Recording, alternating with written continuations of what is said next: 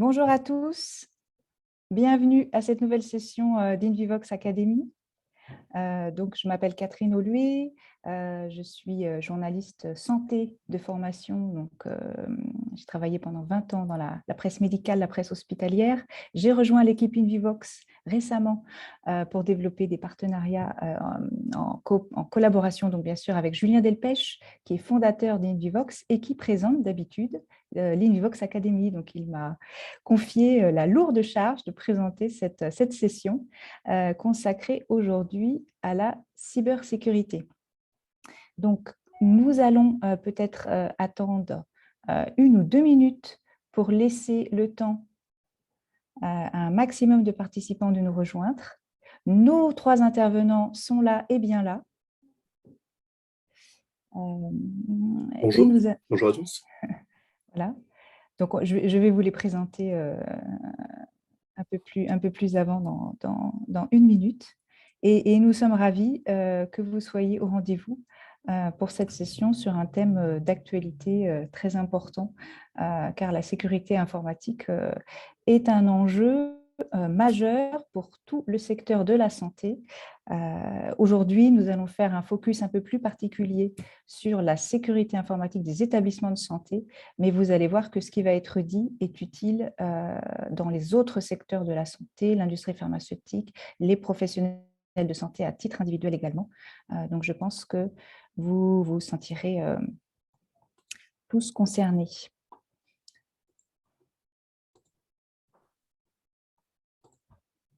Alors, je vais mettre la slide en plus gros. Voilà. Donc, nous avons la chance d'avoir un très beau plateau d'intervenants aujourd'hui pour cette session. Monsieur Bernard Kasoumouna, qui est responsable central de la sécurité des systèmes d'information au ministère de la Justice, va prendre la parole en premier dans quelques instants.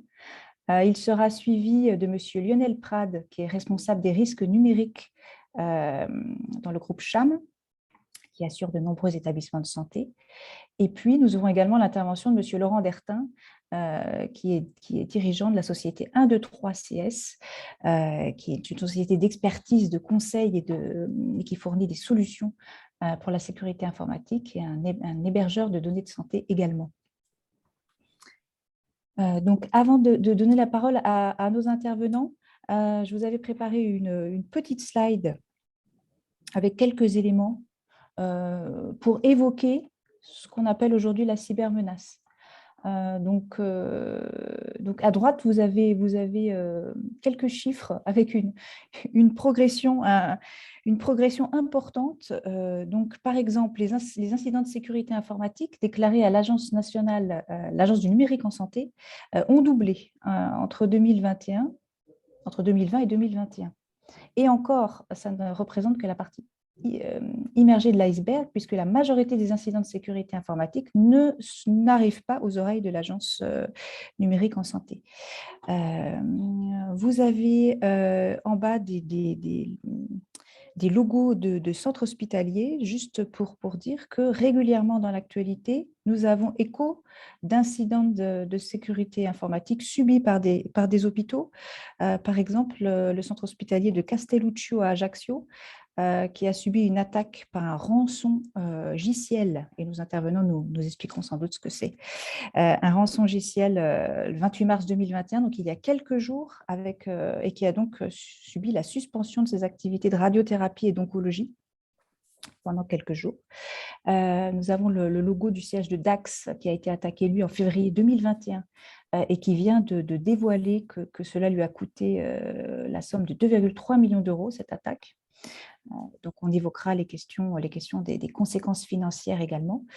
Et puis, vous avez une citation là au milieu de Jean-François Parguet, qui est le fonctionnaire sécurité et système d'information, et qui a déclaré qu'en 2022, il y avait un risque nouveau lié à la situation internationale avec des attaquants plus structurés, para-étatiques, terroristes, visant la destruction de systèmes d'information. Il y a des actes de sabotage. Donc là, ça prend une dimension plus effrayante, plus internationale, et je pense qu'on pourra évoquer aussi cette question.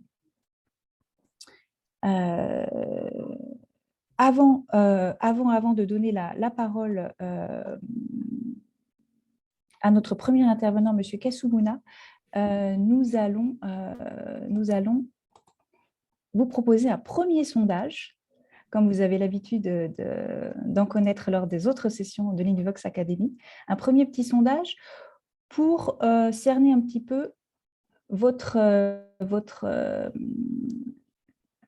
attention, votre sensibilité à cette question. Donc, avez-vous déjà été confronté à une cyberattaque au sein de votre structure? Voilà, on vous laisse quelques secondes pour répondre.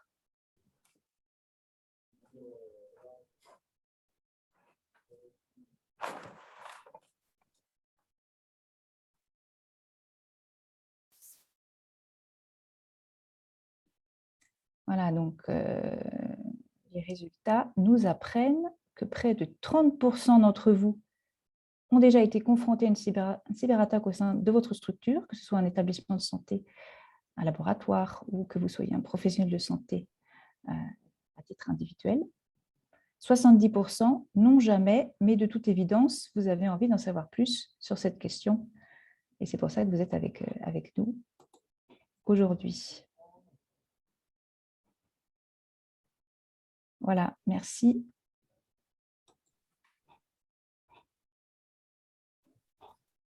Donc, sans plus tarder, nous donnons la parole. Voilà les résultats. Sans plus tarder, nous donnons la parole à M. Kasumuna, qui a une petite présentation pour nous, qui va nous éclairer sur les risques actuels, l'état des risques actuels, et en gros, pourquoi il y a des incidents, voire des accidents de cybersécurité si fréquemment. Bonjour à tous.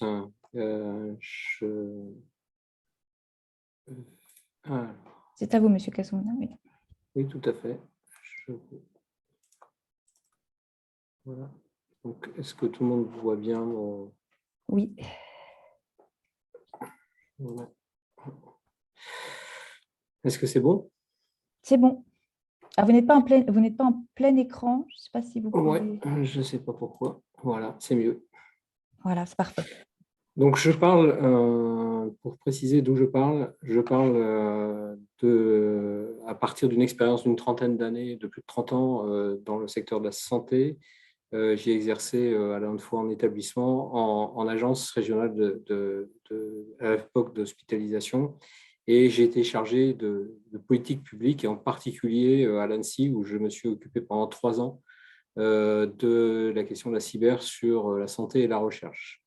Je suis aujourd'hui responsable central de la sécurité des systèmes d'information de l'administration pénitentiaire. À ce titre-là, j'ai en face de moi environ 200 établissements de santé, puisque l'administration pénitentiaire, les chiffres clés, c'est à peu près 300 sites, dont 190 établissements pénitentiaires.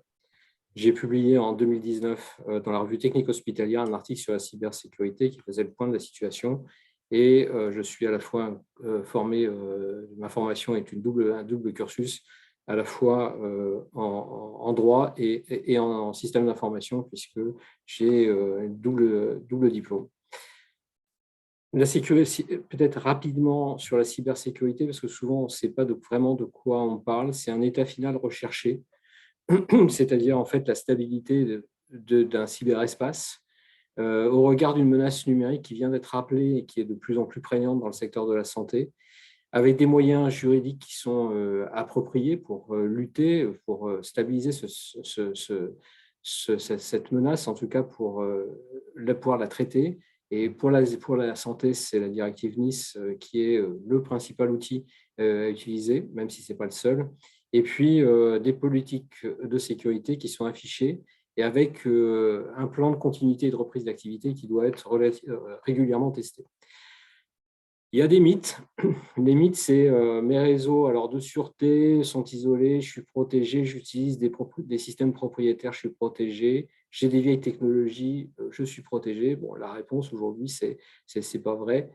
puisque effectivement, on voit plus le rapport de l'Agence du numérique en santé, du ministère, surtout du ministère de la Santé, montre un certain nombre d'éléments qui justifient le fait qu'on double à peu près par an le nombre d'incidents. Le responsable de la sécurité des systèmes d'information est confronté à ce que j'appelle le mythe de Sisyphe, c'est-à-dire qu'en fait, c'est un sujet qu'il est amené à traiter régulièrement, tous les jours, et qui, c'est un peu cette pierre qui lui redescend sur la figure. Donc, rien aujourd'hui n'est assuré, et c'est tous les jours qu'il faut remettre sur la table ce sujet-là de la sécurité numérique. Les typologies des utilisateurs sont grandes, les problématiques sont nombreuses, et on est à la fois sur des services de production de soins, deux services de support de coordination qui sont liés, bien sûr, on pense tous au DMP, aux services d'usagers, et puis tout ce qui est l'environnement de développement des entrepôts numériques, à la fois avec le Health Data Hub, par exemple, mais aussi dans les établissements. Et en fait, la multiplication des outils des numériques nous amène en fait à avoir la multiplication des vulnérabilités. Vous savez qu'avec la situation de la Covid, vous voyez bien qu'aujourd'hui, plus personne ne peut dire qu'il est isolé. Les interactions sont nombreuses, à la fois entre le niveau mondial et le niveau local, et que souvent le numérique fait partie est aujourd'hui complètement intégré dans la chaîne de traitement de l'information. Qu'est-ce qu'on peut dire? C'est que nous sommes face en fait à déjà quelques éléments qui méritent d'être rappelés. C'est sur le risque, le danger et la crise.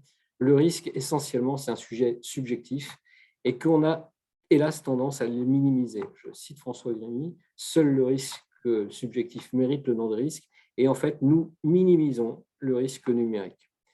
La deuxième chose, c'est que nous sommes face en fait à un danger, puisqu'en fait, le danger sur lequel nous travaillons, c'est qu'il compromet la sûreté, bien sûr, de l'ensemble du dispositif de sûreté sanitaire, mais aussi l'existence même d'une chose, c'est-à-dire en fait l'existence même des établissements de santé.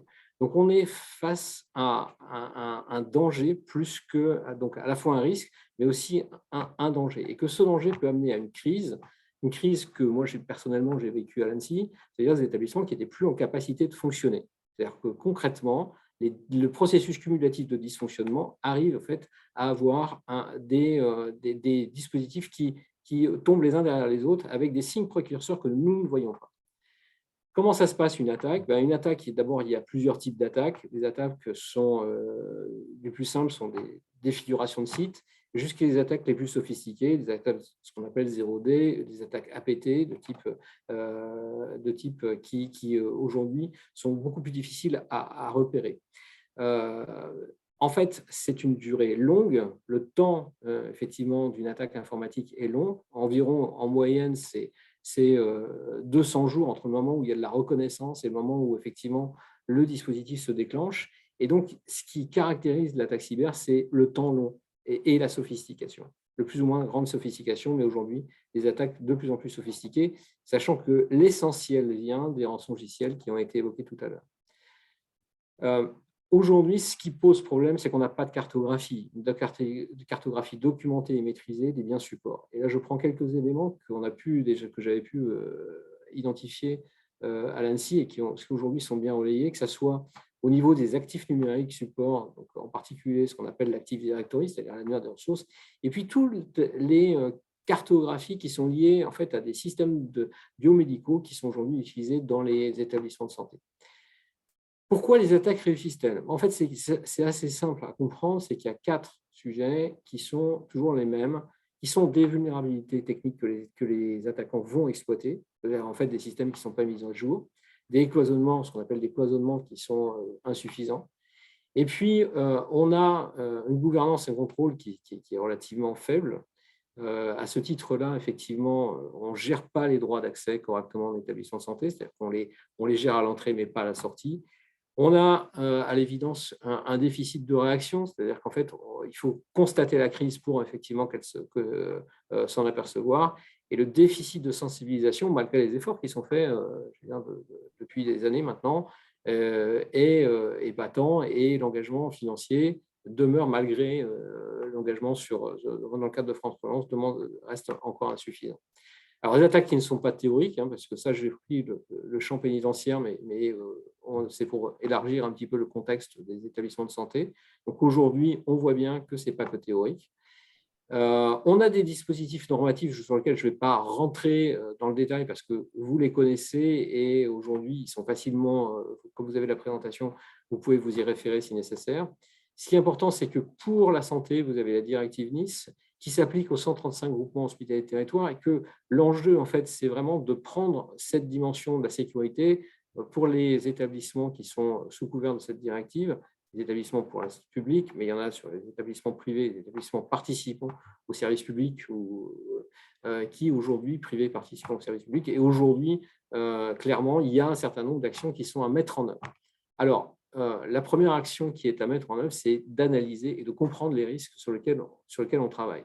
Donc ça s'appelle une homologation, ça s'appelle effectivement une analyse de risque et ça s'appelle des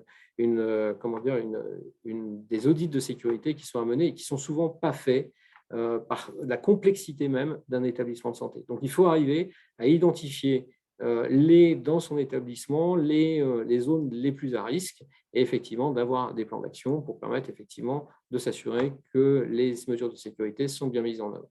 Une homologation, il y a un certain nombre de mesures de sécurité qui sont visualisées. Ça, je vous en ai livré une pour que vous puissiez imaginer ce que ça peut vouloir dire avec les tableaux de bord, etc. C'est un point de repère. Elle est limitée dans le temps. On doit prononcer pour un système donné et on a en fait la direction des établissements où, j'allais dire, dans le cadre d'un GHT, la gouvernance du GHT doit pouvoir effectivement prononcer cette homologation. C'est un point important sur les structures les plus à risque que j'évoquais au regard de la criticité de la prise en charge des patients. Comment ça se passe? Il faut en fait derrière mettre en œuvre ce qu'on appelle la défense en profondeur. Et la défense en profondeur, il y a des principes de sécurité que je ne vais pas décliner devant vous, mais pour l'essentiel, c'est faire du renseignement, beaucoup de cloisonnement, c'est-à-dire en fait donc maîtriser tous les flux. Et aujourd'hui, il y a vraiment reprendre la main sur le cloisonnement et renforcer les lignes de défense avec ce qu'on appelle du maintien en conditions de sécurité. Ça veut dire en fait aller voir régulièrement ce qui se passe sur les informations qui sont fournies par le CERT Santé, et puis avoir des lignes de défense qui soient autonomes et qui permettent effectivement d'assurer la défense des systèmes de santé. Et le deuxième point, effectivement, c'est l'entretien de ces lignes de défense. On ne peut pas aujourd'hui le faire une fois pour toutes. Et tous les efforts, et ça c'est vraiment pour insister, c'est que tous les efforts qui peuvent être faits par les établissements de santé, ils peuvent être ruinés par des mauvaises pratiques, et en particulier, parce que ça on le voit régulièrement, par l'administration et stockage d'informations sensibles sur des partages de fichiers. Hélas, j'ai pu en voir à plusieurs reprises, c'est-à-dire en fait, on met toutes les informations directement dans un système de fichiers qui est ouvert, qui est accessible à tous. Donc, il faut effectivement veiller à ne pas faire ça. Et avec des mots de passe faits, ce n'est pas uniquement les mots de passe sur des postes de travail, c'est aussi des mots de passe sur l'ensemble des équipements actifs qui sont aujourd'hui exploités et diffusés dans les établissements de santé. Voilà, j'espère avoir été suffisamment clair dans un temps relativement court. Merci beaucoup, Monsieur Kasumuna. Nous allons vous demander donc d'arrêter le partage d'écran. Merci beaucoup de votre intervention. Vous avez évoqué rapidement, mais je pense que nous pourrons diffuser vos slides qui nous seront précieuses. Oui. Merci beaucoup. Vous avez évoqué rapidement des principes de sécurisation. On va lancer le deuxième sondage, justement, pour nos participants. Et on va leur demander s'ils ont déjà mis en place dans leur structure des actions préventives, qu'ils aient été déjà victimes malheureusement ou pas encore victimes d'une cyberattaque. Avez-vous déjà mis en place des actions préventives en matière de cybersécurité?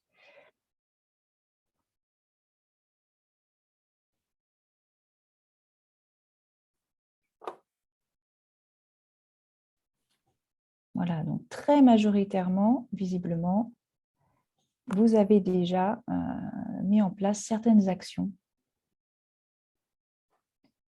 de prévention en la matière.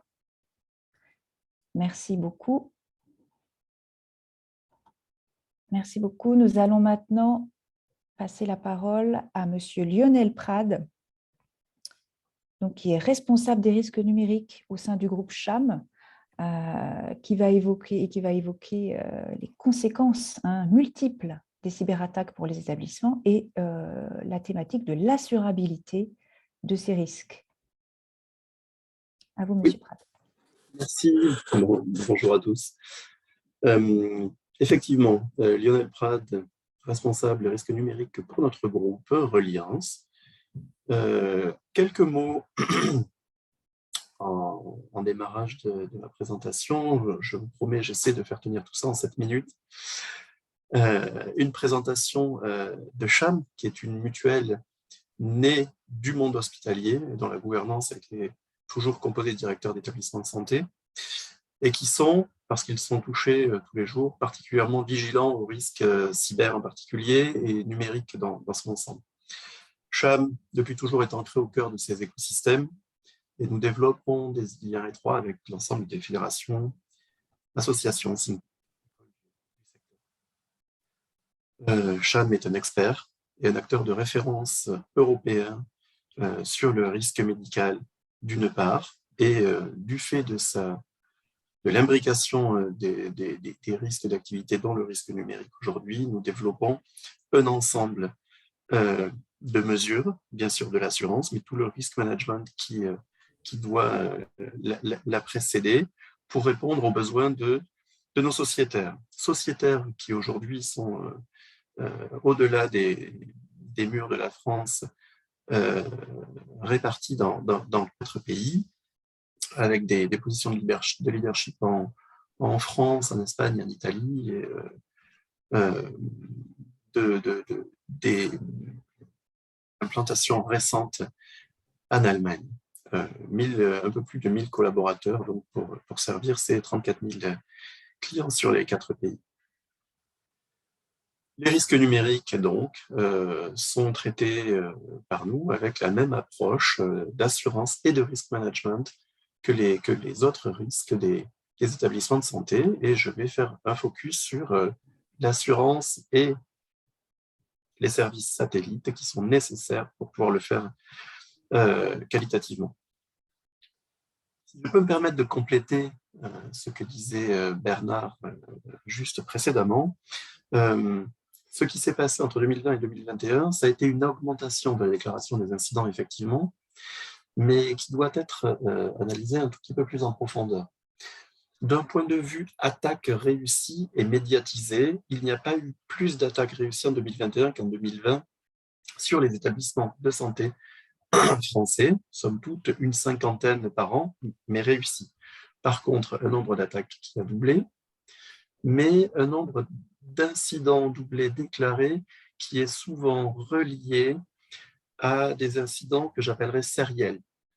Sans citer de nom, nous retiendrons le fait qu'un hébergeur de tout premier plan a eu un incident majeur qui a éteint l'activité d'une centaine d'établissements pendant quelques heures.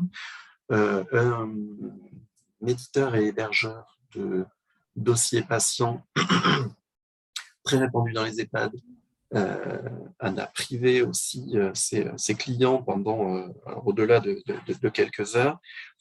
Ce qu'on constate, c'est que les attaques qui jusque-là avaient lieu directement au niveau des établissements, eh bien, se produisent. Ce n'est pas une chose nouvelle, c'est le vecteur qui change chez ceux-là même qui sont les fournisseurs d'un service d'hébergement, d'un service logiciel, voire peut-être demain d'un service de sécurité. On l'a vu ailleurs qu'en santé, avec les attaques de renom, des attaques au niveau mondial qui s'appelaient Kaseya, SolarWinds précédemment, ou celle qui a permis de toucher justement de nombreux établissements, une vulnérabilité sur les services de Microsoft, Exchange, qui a permis des pénétrations et des compromissions de systèmes d'information d'établissements l'an dernier. Au total, qu'est-ce que je vous propose de retenir, c'est que après 20 ans de digitalisation à la recherche de gains sur la rapidité, sur le partage des gains d'optimisation, eh bien, ce que nous avons obtenu, c'est une interconnexion de services internes, de tiers, de fournisseurs tiers qui fonctionnent extrêmement bien, mais qui nous rend dépendants et vulnérables.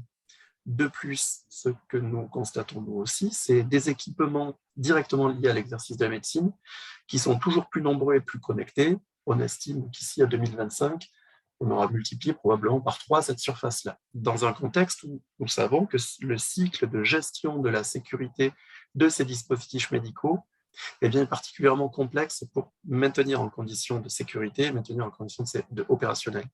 Donc avec cette surface d'exposition qui ne fait que croître, on peut déduire que nous avons toujours plus de vulnérabilités à couvrir, vulnérabilités qui sont exploitables par des acteurs malveillants, quel que soit leur niveau.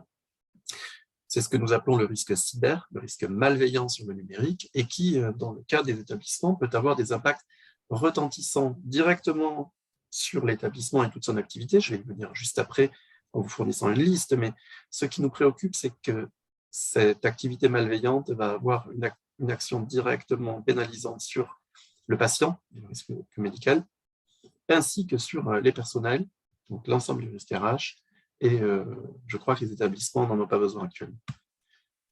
Donc, juste à titre pédagogique, les causes, elles ne sont pas toujours malveillantes, elles peuvent être issues aussi d'erreurs ou d'accidents, pour le hoster tout à l'heure, qui vont de toute façon avoir 2 conséquences qui peuvent se conjuguer, c'est perturber l'activité ou compromettre l'information. Et dans les 2 cas, on peut avoir une perturbation de l'activité, de la finance, mais surtout aller compromettre soit le dispositif, soit l'information qui peuvent remettre en cause la santé du patient. C'est ça qui nous guide aujourd'hui. Alors, face à l'explosion qui a été constatée depuis 2019 de cette menace pas nouvelle du tout, mais comment le dire, d'une professionnalisation de cette criminalité, eh bien, on est passé d'une situation d'assurance pour tous à une situation de retrait des porteurs de risques, assurance et réassurance, qui considèrent que ces expositions de très haut niveau ne peuvent être assurées. L'assureur peut prendre une partie des conséquences, mais de sorte que ce soit mutualisable sur l'ensemble. Sinon, on est dans un système divergent. Ça veut dire qu'il faut réduire le risque qui vient d'être évoqué précédemment à un résiduel qui est de l'ordre, si possible, de l'aléa. Bien entendu, nous sommes bien au-delà aujourd'hui, et qui serait assurable. Alors, il y a, bien entendu, les réglementations que Bernard rappelait. Il y a eu récemment une prise de conscience, pas seulement à l'échelle française, mais à l'échelle européenne, avec des financements importants de programmes de sécurité qui sont venus compléter les efforts permanents des établissements dans cette course, Bernard rappelait Sisyphe, aux vulnérabilités. Donc, cette étape des rançongiciels directs et peut-être demain indirects fait que la capacité disponible pour chacun et les franchises font que le tunnel est plus étroit, mais ce risque peut encore, pour certaines de ses conséquences, être couvert sous certaines conditions. Et ces conditions, eh bien, c'est celle d'une prévention correcte qui, au moins, va réduire la surface d'exposition dont nous parlions. Donc, notre démarche est sur le risque numérique, la même que sur les autres risques. C'est une vision d'une roue complète où d'abord il faut assurer, comprendre ensemble quels sont les risques et ceux qui sont à prévenir de façon prioritaire, fournir des services et des solutions pour les prévenir et permettre une mise en place d'un système de détection le plus rapide possible, un système qui permette d'accompagner l'établissement pour avoir la réaction la plus adaptée et la plus rapide, et puis venir couvrir les impacts financiers. Et de cet apprentissage global, on peut accompagner vers une repriorisation de l'ensemble des sociétaires sur le cycle suivant. Alors, en particulier, nous avons participé avec UniH à un dialogue compétitif qui nous a permis d'entendre les besoins des experts des établissements qui étaient associés à ce groupe de travail pour permettre la constitution d'un produit complet d'assurance de services et de solutions technologiques qui est disponible à l'heure actuelle chez UniHA. Nous avons donc, au-delà et avant l'assurance, travaillé avec la société Advance pour définir une systématique d'audit CHAM et Advance en alternance et un programme d'accompagnement complet qui nous permet, avec eux, de faire le point tous les 6 mois sur leur situation et de les accompagner pour aller plus loin. Nous apportons une solution technologique dans le cadre de l'établissement hospitalier permet de faire un inventaire au-delà de l'IT, c'est-à-dire de l'informatique de gestion standard, et de focuser sur cette informatique de santé particulièrement sensible et qu'on ne peut pas scanner avec les mêmes outils techniques que le reste. Donc ça permet d'avoir un inventaire, ça permet de connaître l'état logiciel et d'en distribuer les actions de maintenance et de maintien en conditions de sécurité aux principaux acteurs de l'établissement, de suivre des éléments de conformité dans le cadre de NIS, par exemple, ou dans le cadre de projets de cloisonnement, et ensuite de détecter des attaques ou des comportements suspects qui vont pouvoir être remontés par différents canaux d'alerte vers le type qui est utilisé par l'établissement ou ses prestataires pour répondre correctement à l'événement détecté. Donc, cet ensemble de prévention vient compléter un dispositif assurantiel relativement classique avec une pile centrale qui ici représente une surface assez petite, mais qui est la chose que chaque assuré qui a un incident va nécessiter, c'est un accompagnement complet par des équipes expertes lors de l'incident et de toute crise. À gauche, vous voyez un accompagnement financier lié à des frais de remise en état, des pertes d'exploitation, des frais supplémentaires d'exploitation. Et Catherine parlait tout à l'heure de la structure de coûts de DAX qui avait cumulé plus de 2 millions de frais, et il y a plus d'1 million de frais supplémentaires d'exploitation, justement. Ensuite, il y a la couverture d'autres dommages type vol de fonds ou détournement. Et d'un autre côté, en orange, vous avez la couverture et l'accompagnement dans le recours et la gestion de vos responsabilités civiles en cas d'atteinte aux données confidentielles, aux réseaux et systèmes des tiers qui peuvent avoir été impliqués du fait de la compromission de vos services, et d'autres RC type médias ou défaut de protection des informations confidentielles qu'on vous aurait remises au-delà de la donnée confidentielle du patient. Voilà, j'ai essayé de faire aussi court et synthétique que possible. Je serais très content de répondre à vos questions. Merci beaucoup, Monsieur Prade. On va vous laisser nous rendre l'écran. Merci beaucoup. Certains d'entre vous, effectivement, ont déjà posé des questions dans ce webinaire. On va essayer d'y répondre juste après l'intervention de notre troisième intervenant, donc Monsieur Laurent Dertin, qui représente la société 123 CS et qui va nous expliquer justement quelles pourraient être les modalités concrètes d'intervention d'une société telle que la vôtre avant, je pense, et pendant une cyberattaque.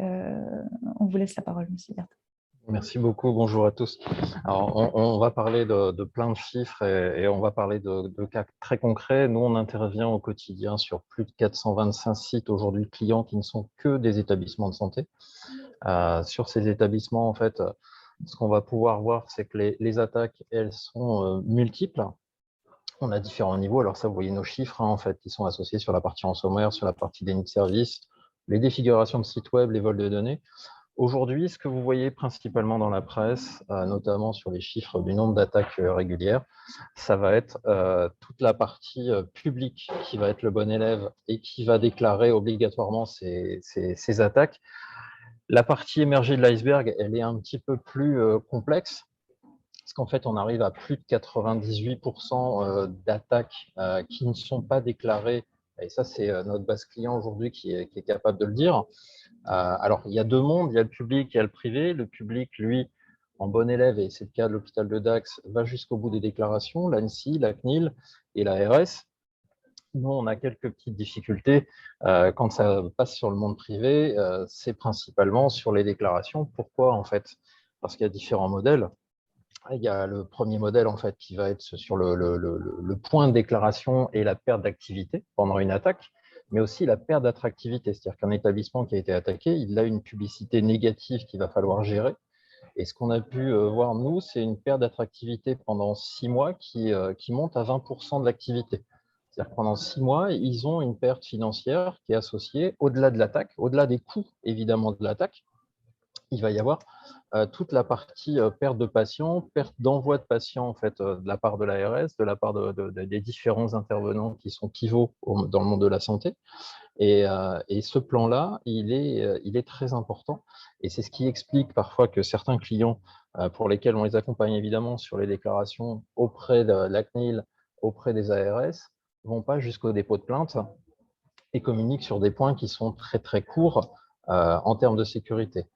Notre modèle d'accompagnement auprès des établissements de santé, il est un petit peu différent de ce que peuvent proposer les différentes sociétés de conseil et de services dans le monde de l'informatique de santé.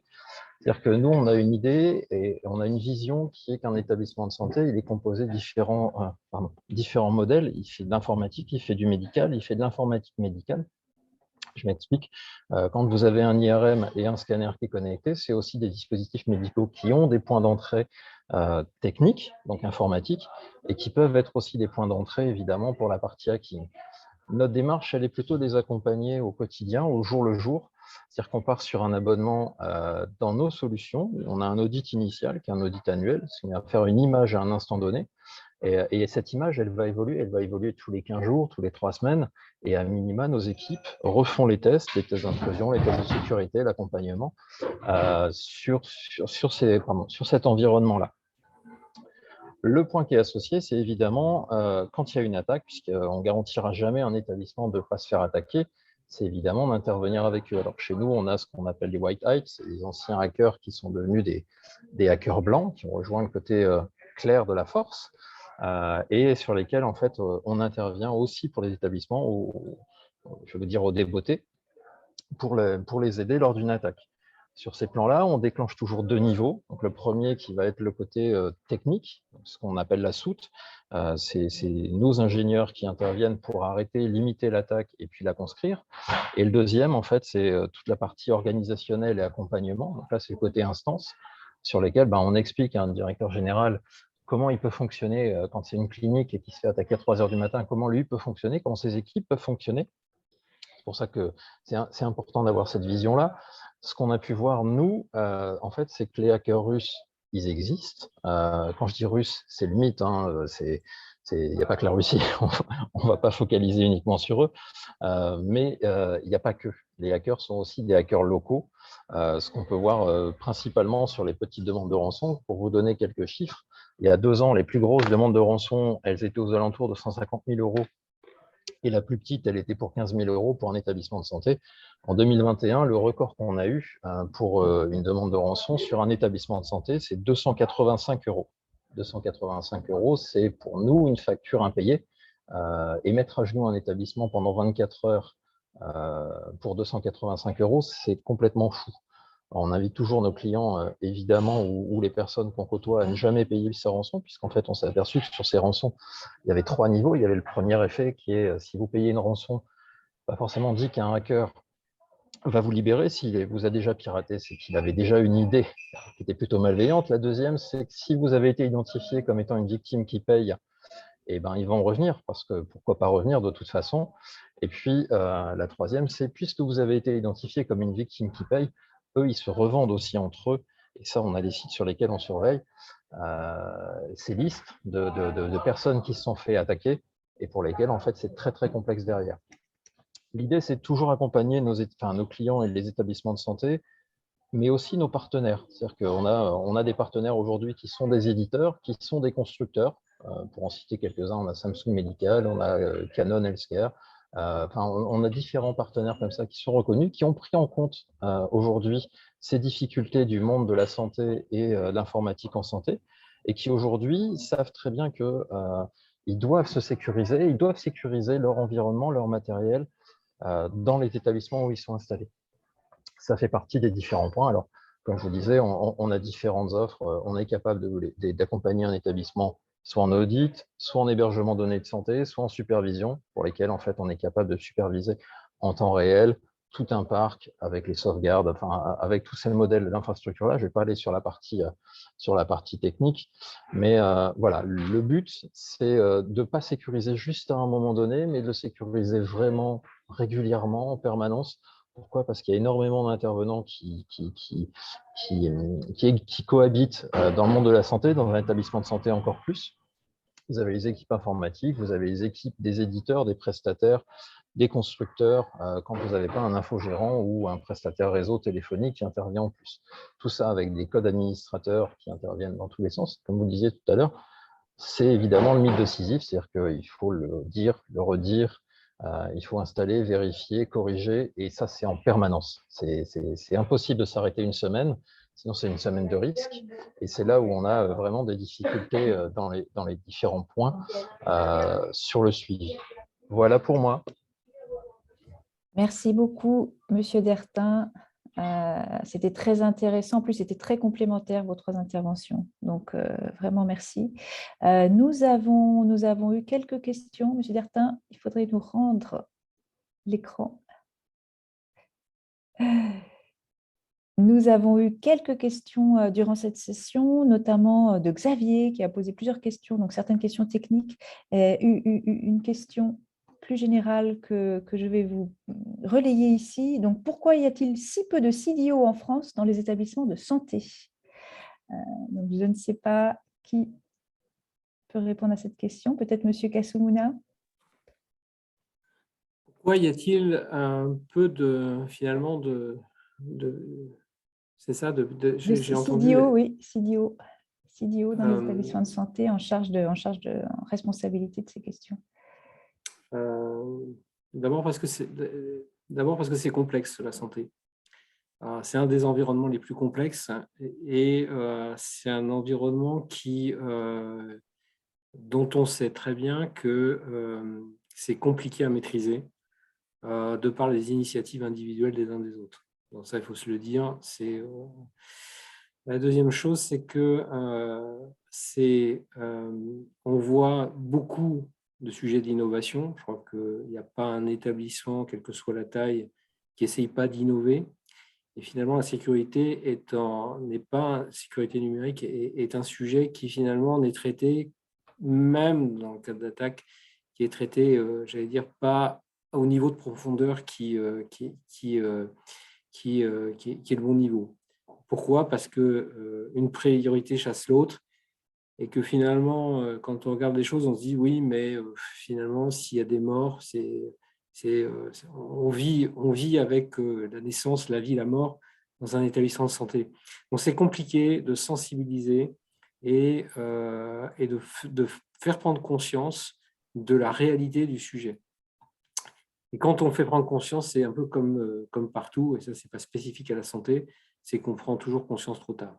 Donc, une priorité chasse l'autre.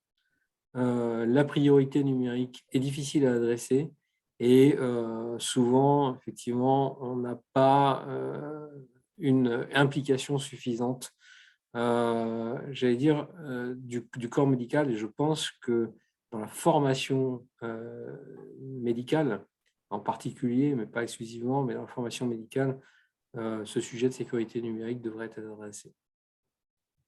Merci de votre réponse. Il y a 2 ou 3 autres questions techniques qui ont été posées. Ce que je vous propose, c'est qu'on va les poser par écrit à nos experts et on vous enverra la réponse. On vous enverra la réponse à ces questions parce qu'il est 12h45 et que nous n'allons pas avoir le temps d'y répondre maintenant.